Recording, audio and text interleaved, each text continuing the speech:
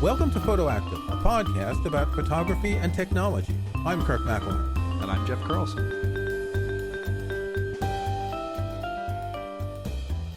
So we thought we were going to give you some answers about shooting photos with the iPhone 15 and the iPhone 14 too.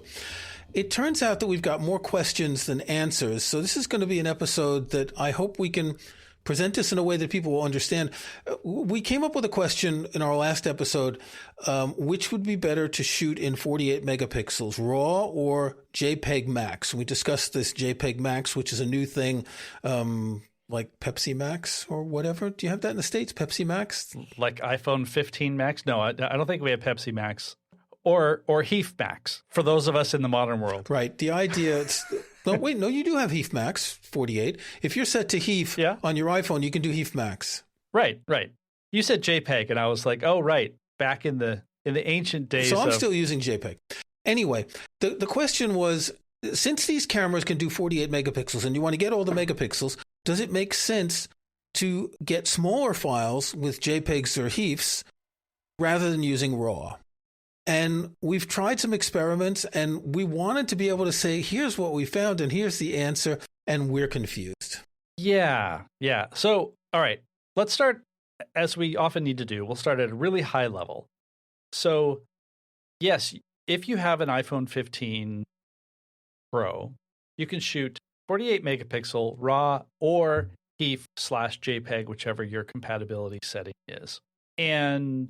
But not just the iPhone 15 Pro. You can also do it with the iPhone 14 Pro. Don't forget. And the iPhone 14 Pro. You're right. I was making a distinction between the iPhone 15, which will shoot 48 megapixels, but not RAW, which I think comes into play here. Man, because of what we're finding. They've made this so confusing. It is so confusing. But don't worry. We've only started at like a small corner of the confusion.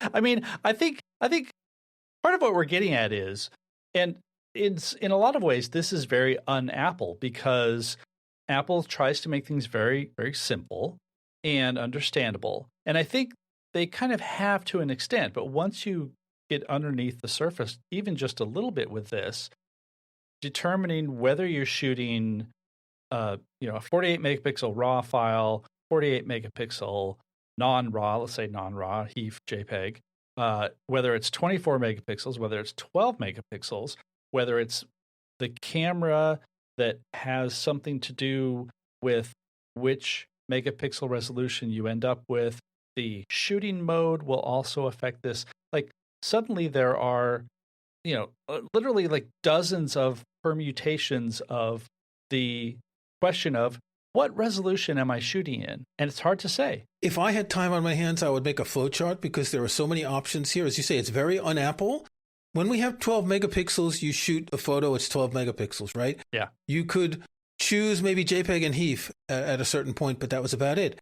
I want to start with an axiom, like in geometry, right? You have axioms. The shortest distance between 2 points is a straight line. My axiom is, if you have more megapixels, use more megapixels. But you must have enough storage space. Yes. Yeah, because more megapixels obviously is going to take up more storage, and more raw megapixels.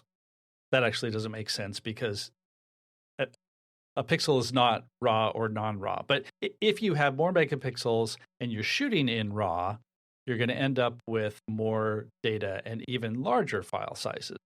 Now, this was actually slightly easier with the 14 Pro, because if you wanted 48 megapixels, you had to shoot RAW, period. Now you can shoot 48 megapixels, which they're calling Max. So you can set it to JPEG Max or HEIF Max and get that resolution. So the question that we're circling back to is that still good enough? Because you're like, yeah, bring me all the pixels. Bring them to me. But is that going to be worth doing? Okay, now we spent about 45 minutes before we started recording looking at some photos, particularly some photos that I shot. And I just noticed something, that the two photos that we were looking at were not 48 megapixel, they were 12 megapixel. And this raises another question of something that I saw with the iPhone, that even if I set the setting in the settings app and camera to 48 megapixels, it wasn't set to 48 megapixels on the phone.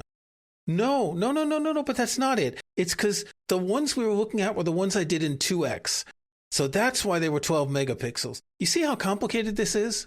Yes. Yes. I was using the 2x lens, which would be the 28 millimeters, they're calling it now. I was using the 2x zoom, which uses the pixel binning, so it makes it 12 megapixels. And I thought I was getting 48, and I've only got 1/4 of what I wanted.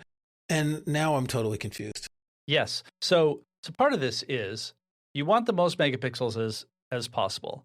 And I think the axiom here is if you want to shoot 48 megapixels, you need a few things in line. You have to make sure that you have that setting turned on. So in the Photos app, at the top of the screen, you have an option that will say 48 max or 48 raw.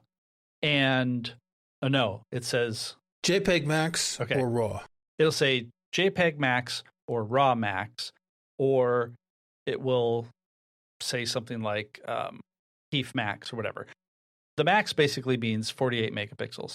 Why they don't put 48, who knows? But because it's not 48, it's up to 48 is what it says in the settings. Because it can be 12 or 24 and not 48. Okay, so make sure that you have the max set and that you are using your main camera, so you're at the 1x resolution. So God damn it. Okay. Cut. Here we go. No, keep this going. We're not cutting here. No, okay. We're not cutting. Okay. So I want people to see how the sausage is made, how confusing this is. The sausage is terrible here. All right. So you want the highest resolution possible. You want to make sure that you have the max setting turned on. So it's not going to have a little slash through it. You're forcing the camera to shoot the highest resolution possible. You also want to be at 1x zoom, because that means it's using the main camera without cropping or digital zooming, and I'm not even going to get into like the little 35 millimeter equivalent, like all that. So you are just at 1x, and you are in an environment that has enough light that it's not going to shift down to, say, night mode. Because night mode, even if you have all those things set up, if you're in night mode, if it's dark, it will just create a 12 megapixel image regardless. And that you're not too close to something, because then it'll switch into macro. And God, they've just ruined this camera, haven't they? I was thinking that with a real camera, you know what you're doing, right? You don't have all these options. If you have a zoom lens, okay, you're zooming. If you have interchangeable lenses, you change the lenses. But you don't have options for resolution. I mean, you do. My Leica Q3 has 3 options for resolution, 18, 36, and 60. But this is a setting that you set, and it remains until you change it. Mm-hmm. It doesn't matter, like, if you change the f-stop, it doesn't change the resolution or something. Whereas it's kind of here, if you sneeze, the iPhone changes, with all these variables. Is it JPEG, HEIF, or RAW? Is it 12, 24, or 48? Yeah, so this is the key to a lot of confusion, I think, is because for the most part, you don't know exactly what you're going to get.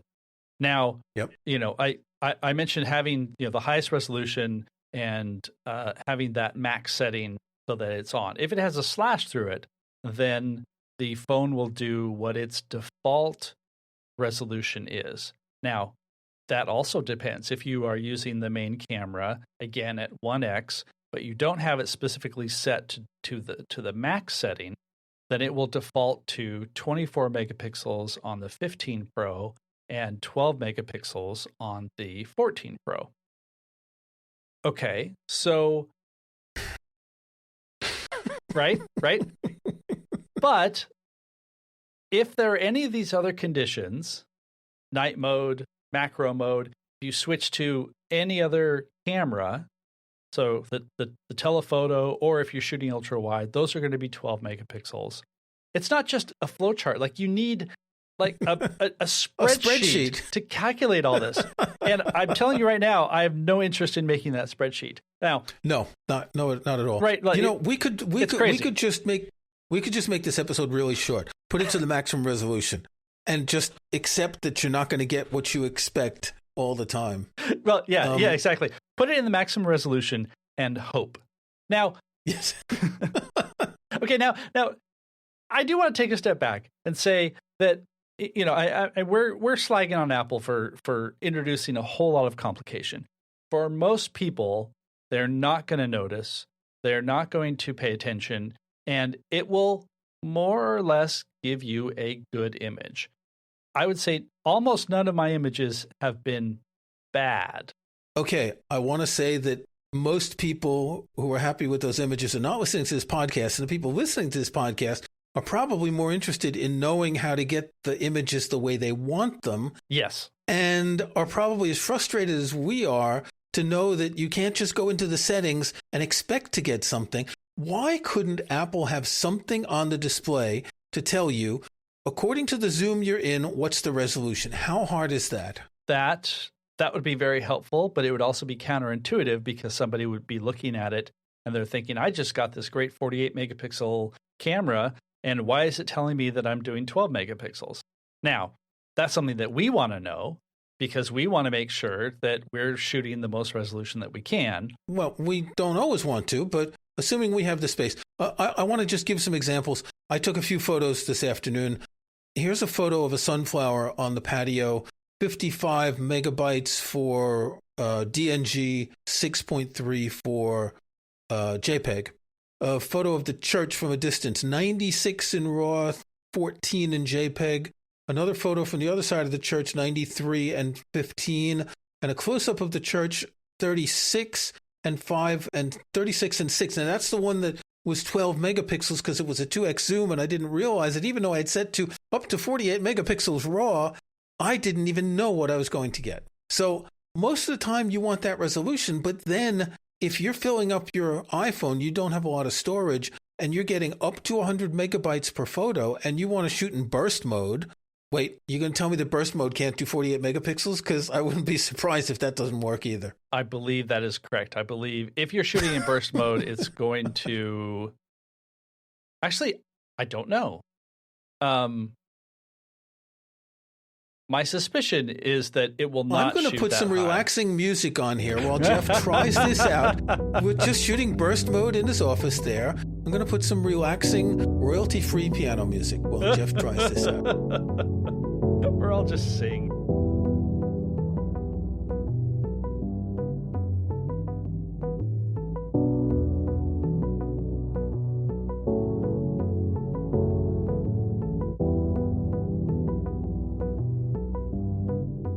Burst is 12 megapixels. Okay, so that's another thing to put in the spreadsheet. The spreadsheet that we're not going to make. We're not going to make. Although an article laying out all these details would be very useful, I think. Hint, hint, nudge, nudge. Yeah, that's a good point. Either for tidbits or DP review or somebody. Yeah.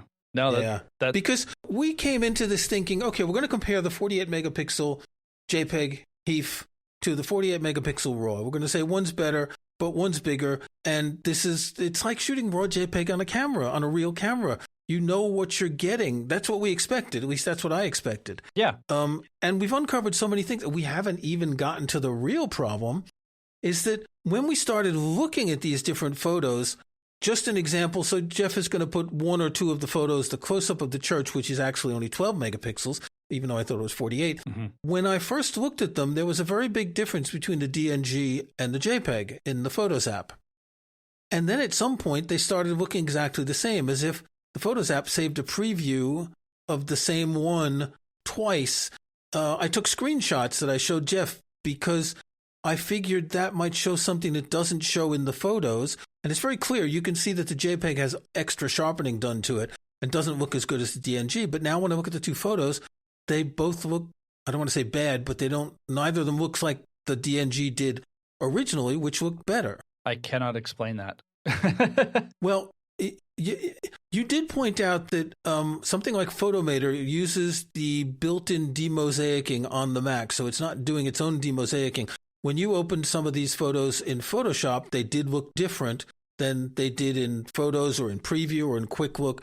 And this brings up something really interesting. This is like Schrodinger's photos, that what you see on your Mac, on your iPad, on your iPhone is just a simulation of what the photo is. that may not be what someone sees on another platform, on another device, an older Apple device, or in a different photo editing app. Yes, to an extent. Now, we're specifically talking about RAW files there. Right. So, a JPEG should, I'm going to put should in giant quotation marks, look the same no matter where you're looking at it. But when you're looking at a RAW file, this is sort of the unexamined foundation of photo imaging that I think we usually gloss over because it can get so confusing. So I'll put a link in the show notes to a review of Photomator that I wrote for DP Review. And one of the things that came up when I was testing it out is I was looking at their denoise tool. And you take a high ISO image and you run denoise on it, and it cleans it up, get rid of some of the noise.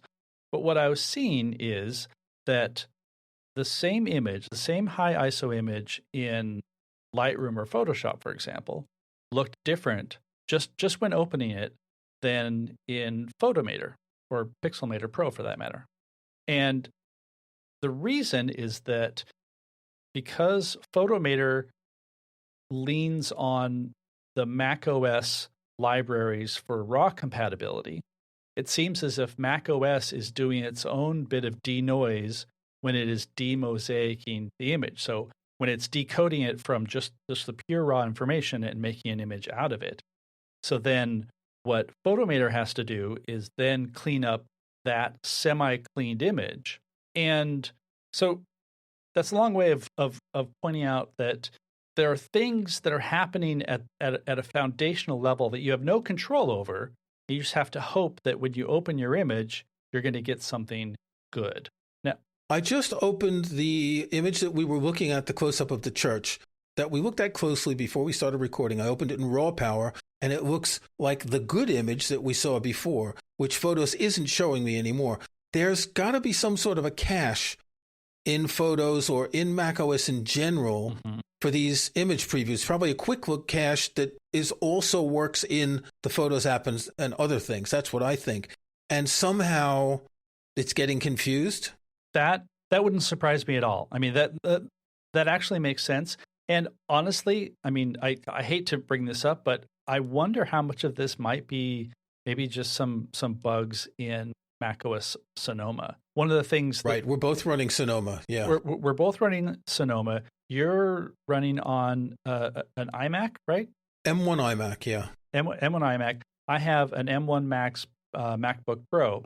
And for example, another thing that I'm seeing, I have a display that's capable of doing HDR. So not the HDR when you're combining images to get a higher dynamic range in the image, but this is the display HDR where it will actually brighten the pixels in some areas so that you get that richer dynamic range, like on a good 4K television set. So that my screen will do that. So what I'm seeing on my screen is that in the Photos app, a picture that I've taken with my phone, and the phone will default to shooting in HDR. That's why sometimes, like, if you're scrolling through Instagram, suddenly your phone will get a lot brighter for like maybe somebody's video or something. It's because that video was shot in HDR, and it's boosting the luminance of that to give you that higher dynamic range because the phone's screen is capable of it, and the MacBook Pro screen is capable of it. But what I'm seeing is when I look at some of the pictures that I captured with my phone, it's blowing it out too much. And that's, goes completely against what I want to do because I want to edit the tones of this image, but already it's way too bright. So do you want to tell them that we figured out how to fix that problem on an iPhone? Now, I've been seeing this for a while. I don't think it was when I first got the iPhone 14 Pro, but at some point after I got it, when I take pictures of Rosalind the cat outdoors, she has white fur. The white's really bright. White clouds in the sky are really bright, and they look unnatural. And I always thought that this was just some weird bug, but there's actually a setting you can turn off to get rid of this problem. Yeah, and actually, I think it's been in on iPhones for a few generations now. And I mean, it's a legit feature, but no, it's not. It is. It is. Clouds aren't that bright. Rosalind's fur isn't that bright. And even these pictures of the church that we were taking, they have bright spots on the iPhone that don't exist in real life. But the idea is when you are viewing it on an HDR-capable device like your television, it will look better.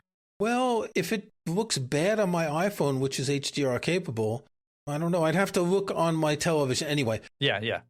Anyway. So, explain. So there's a setting you can turn off. Go ahead. I actually forgot where it was because you found it. Okay, well, it's in Settings, Photos, HDR, High Dynamic Range, View Full HDR. The easiest way to find it is to open the Settings app, drag down a bit to get the search bar at the top and type HDR and you'll find it. So if you toggle off View Full HDR, this will no longer, and I quote, automatically adjust the display to show the complete dynamic range of photos. In the camera settings, you can turn off the HDR if you're recording video. So if you go to Settings, Camera, Formats, and then Video Capture, there is a Apple ProRes option, at least on the Pro models, and you can choose HDR, SDR, or on the 15 Pro's log.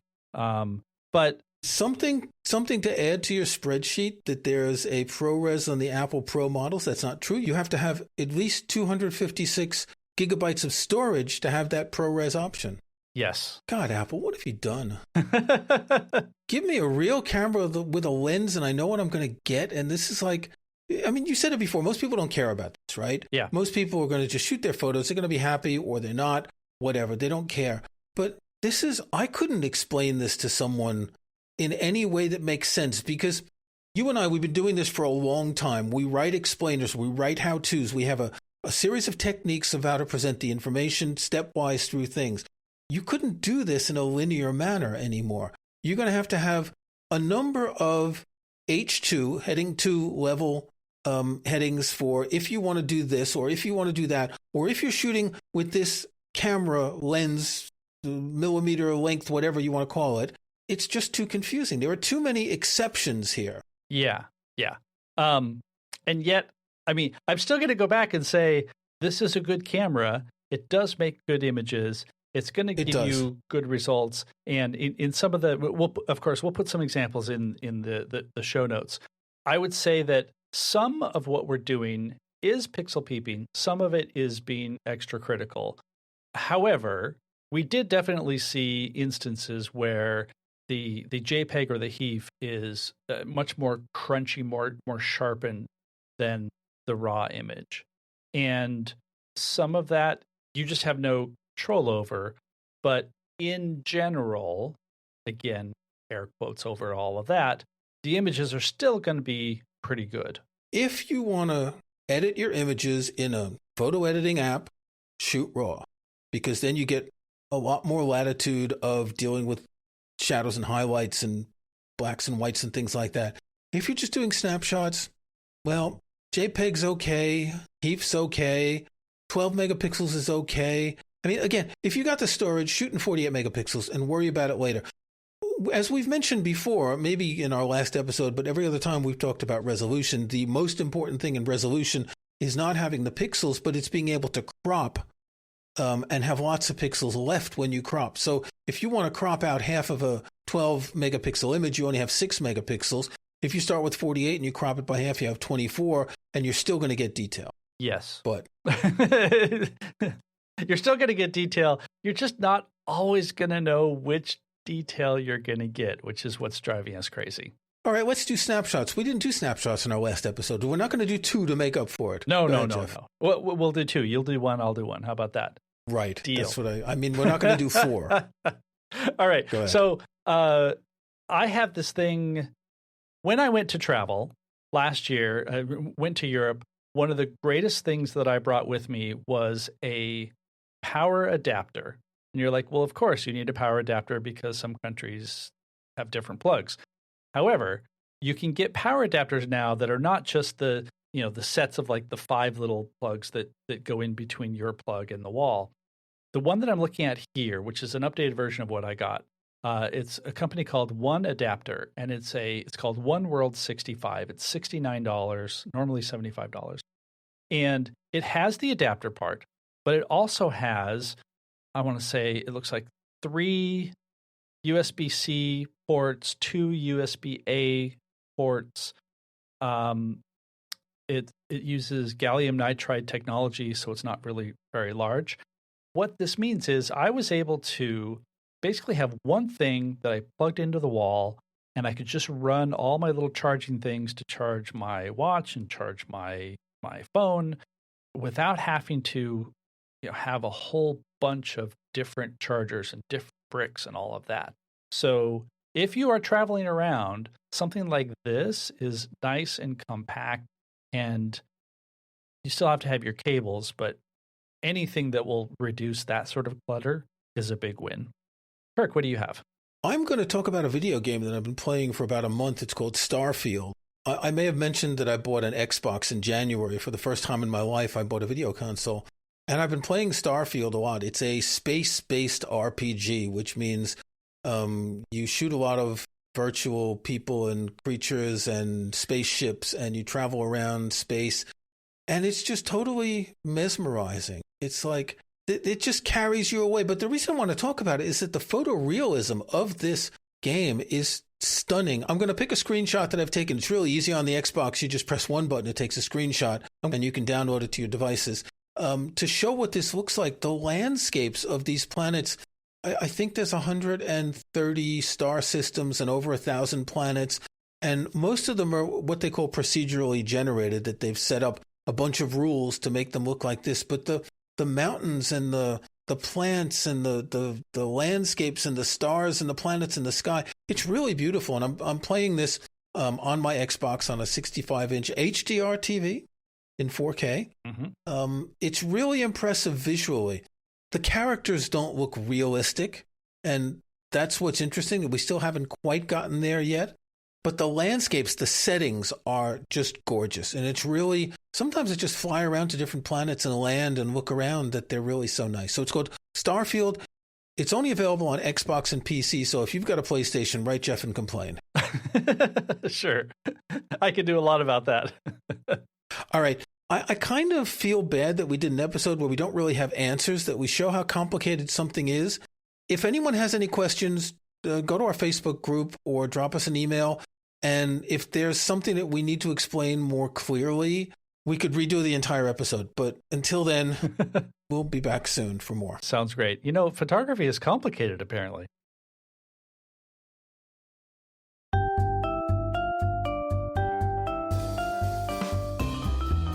Thanks for listening to Photoactive. You can find show notes, including any photos we discuss in this episode, at photoactive.co. That's photoactive.co. We couldn't afford the end. You can join our Facebook group at facebook.com/groups/photoactivecast. That's photoactivecast in one word. You can subscribe to Photoactive in your favorite podcast app or on Apple Podcasts. See the links on our website. And think about leaving us a rating or review in iTunes or in your podcast.